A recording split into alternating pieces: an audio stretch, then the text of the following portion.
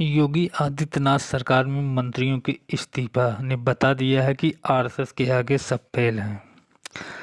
BJP की साजिश समझ पाना मुश्किल है क्योंकि वो सिर्फ दिखावा करती है। क्या मोदी का दलित प्रेम सिर्फ दिखावा है?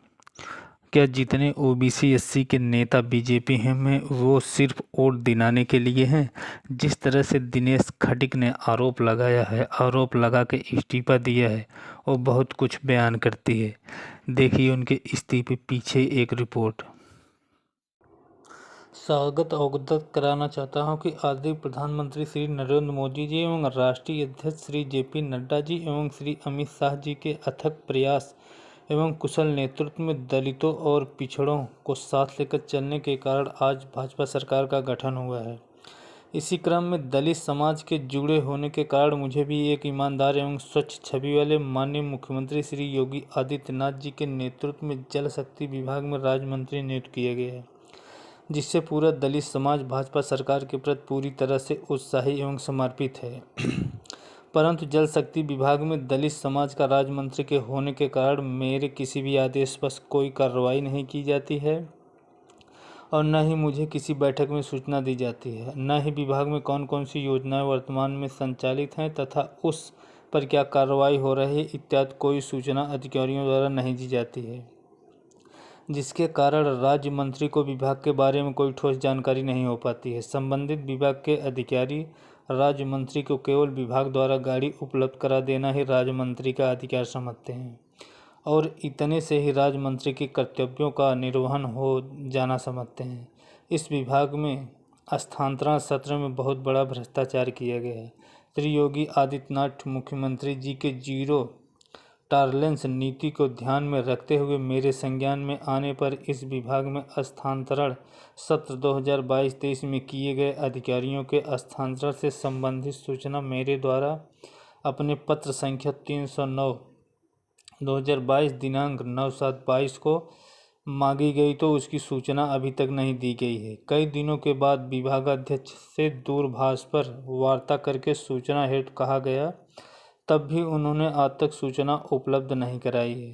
प्रमुख सचिव सिंचाई श्री अनिल गर्ग को उक्त स्थिति से अवगत कराना चाहा तो उन्होंने बिना मेरी पूरी बात सुने ही टेलीफोन काट दिए और वह भी मेरी बात को अनसुना कर दिए, जो एक जनप्रतिनिधि का बहुत बड़ा अपमान है। मैं एक दलित जाति का मंत्री हूँ, इसलिए मेरे विभाग में मेरे साथ बहुत ज़्यादा भेदभाव किया जाता है। मुझे विभाग में अभी तक कोई अधिकार नहीं दिया गया है, इसलिए मेरे पत्रों का जवाब नहीं दिया जाता है। मेरे द्वारा लिखे गए पत्रों पर कोई कार्रवाई नहीं की जाती है। इस विभाग में नमामि गंगे योजना के अंतर्गत भी बहुत बड़ा भ्रष्टाचार फैला हुआ है, जो ग्राउंड पर जाने पर पता चलता है और जब मैं कोई शिकायत किसी भी अधिकारी के विरुद्ध करता हूं तो इस पर कोई कार्रवाई नहीं की जाती है, चाहे तो इसकी किसी एजेंसी से जांच भी कराई जा सकती है।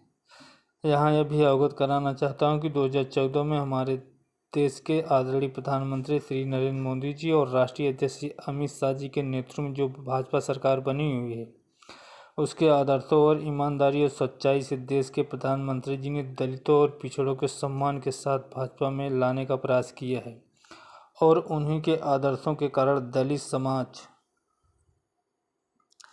पिछड़ा समाज आज पूरी तरह से भाजपा के साथ खड़ा है। लेकिन उत्तर प्रदेश में सरकार के अंदर अधिकारीगण उतना ही दलितों का अपमान कर रहे हैं। मैं दलित समाज से हूं और दलित समाज मुझसे पूरी तरह से जुड़ा हुआ है और पूरी तरह से मुझसे अपेक्षा रखता है कि उनके साथ अन्याय न होने पाए। जब से मैं उनके साथ हो रहे अन्याय को लेकर अधिकारियों का अवगत कराता हूं, अधिकारी उस पर कोई कार्रवाई नहीं करते, जिससे मेरी ही नहीं पूरे दलित समाज का अपमान हो रहा है।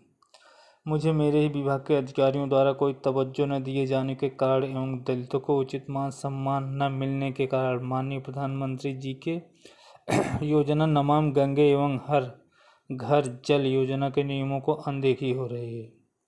मेरे विभाग में हस्तांतरण के नाम पर गलत तरीके से धन वसूली की गई है। संज्ञान में आने पर जब मैंने विभागाध्यक्ष से इसकी सूचना मांगी तो अभी तक उनके द्वारा कोई कार्रवाई नहीं की गई। जब विभाग में दलित समाज के राज्य मंत्री का विभाग में कोई अस्तित्व नहीं है तो फिर ऐसी स्थिति में राज्य मंत्री के रूप में मेरा कार्य करना दलित समाज के लिए बेकार है। इन्हीं सब बातों से आहत आकर मैं अपने पद से त्याग पत्र दे रहा हूँ। जब एक मंत्री का ऐसा हाल है तो आम आदमी का क्या हाल होता, क्योंकि सरकार रहते हुए जिस तरह से अत्याचार बढ़ रहा है, समाज की ठेकेदारी पर पड़ती है, तब याद आती है इससे पहले अपने समाज को ही पीछे ढकेलने वाले वही नेता हैं जो आज रो रहे हैं।